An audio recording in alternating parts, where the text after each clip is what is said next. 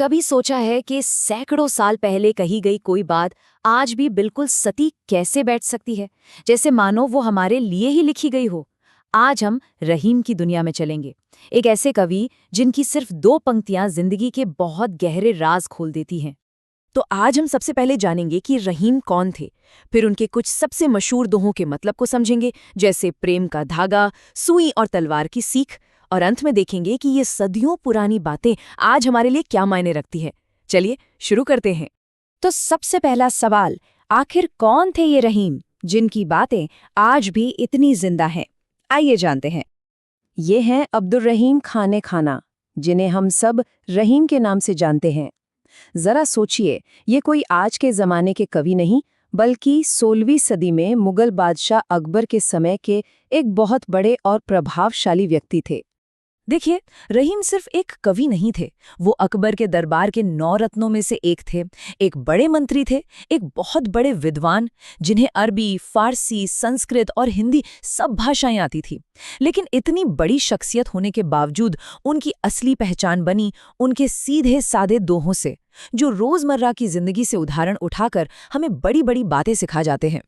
चलिए, उनके सबसे प्रसिद्ध दोहों में से एक से शुरू करते हैं।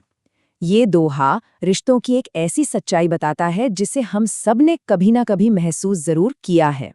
रहीमन धागा प्रेम का, मत तोड़ो चटकाए, टूटे से फिर न मिले, मिले गांठ परी जाए। इस दोहे की खूबसूरती देखिए।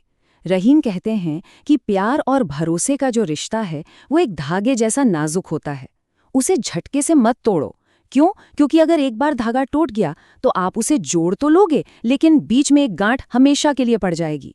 वो गांठ शक की, दर्द की, जो हमेशा चुभती रहेगी। जैसे रिश्तों का अपना मूल्य है, वैसे ही रहीम हमें सिखाते हैं कि इस दुनिया में हर चीज की अपनी एक खास जगह है, अपनी एक खास अहमियत है, चाहे वो छोटी हो या बड़ी। रहीमन देखी बड़ैन को, लगु न दीजे डार, जहां काम आवे सुई, कहा करे तरवारी।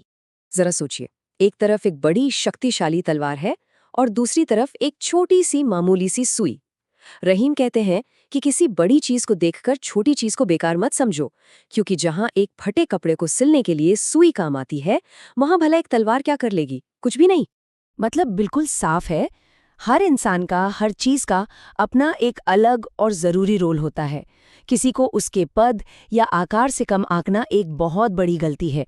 ये विनम्रता का एक ऐसा पाठ है जो कभी पुराना नहीं हो सकता। अब एक ऐसी सलाह पर आते हैं जो आज के सोशल मीडिया के ज़माने में शायद सबसे ज़्यादा ज़रूरी है। ये सलाह है अपनी भावनाओं को समझने और अपने दर्द को हर किसी से ना बांटने की कला के बारे में। रहीमन निज मन की बिथा, मन ही राखो गोए, सुनि अठलहेण लोग सब, बांटिन लहेंगे कोई। ये सलाह थोड़ी कड़वी लग सकती है, पर है बिल्कुल सच्ची। रहीम कहते हैं कि अपने मन का दुख, अपनी तकलीफ अपने मन के अंदर ही छिपा कर रखो, क्योंकि जब आप सबको बताते फिरोगे तो लोग सुनेंगे तो जरूर, लेकिन आपका दर्द कोई बांटेगा नहीं। उल्टा हो सकता है कि पीठ पीछे आपका मजाक ही उड़ाएं। और अब आते हैं रहीम के शायद सबसे गहरे और सबसे शानदार दोहे पर। इसमें एक मामूली सा शब्द है पानी, लेकिन रहीम ने इसके 3 अलग अलग मतलब निकालकर जिंदगी का पूरा सार समझा दिया है। रहीमन पानी राखिए, बिनु पानी सब सून, पानी गए न उबरे, मोती मानुष चून। यहाँ पानी शब्द का जादू देखिए। रहीम 3 चीजों की बात करते हैं, मोती मानुष यानी इंसान, और चून यानी आटा। मोती के लिए पानी का मतलब है उसकी चमक, अगर चमक चली गई तो मोती बस एक पत्थर है। इंसान के लिए पानी का मतलब है उसकी इज्जत, उसका सम्मान, अगर सम्मान चला गया तो इंसान का कोई मूल्य नहीं। और आटे के लिए पानी का मतलब है सादा जल, बिना जल के आटा गूंथ ही नहीं सकता। तो रहीम कहते हैं कि ये पानी हमेशा बचाकर रखना, क्योंकि इसके बिना ये तीनों चीजें बेकार हैं। तो इन सभी दोहों से हम क्या सीख सकते हैं? और सबसे बड़ा सवाल, ये सदियों पुराना ज्ञान हमारी आज की भागदौड़ भरी जिंदगी में कहाँ काम आता है? सवाल तो यही है कि आखिर 500 साल बाद भी ये बातें हमें इतनी अपनी क्यों लगती हैं?